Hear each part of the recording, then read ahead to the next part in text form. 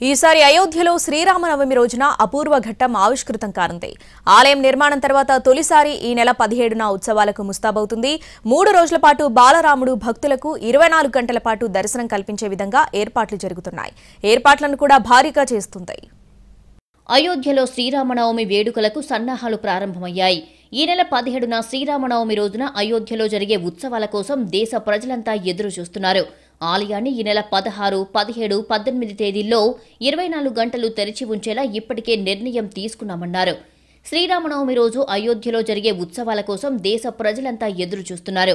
శ్రీరామనవమి నాడు ఆలయంలో జరిగే పూజాది కార్యక్రమాలను ప్రత్యక్ష ప్రసారం చేయనున్నామని ట్రస్ట్ చైర్మన్ చెంపత్రాయ్ తెలిపారు.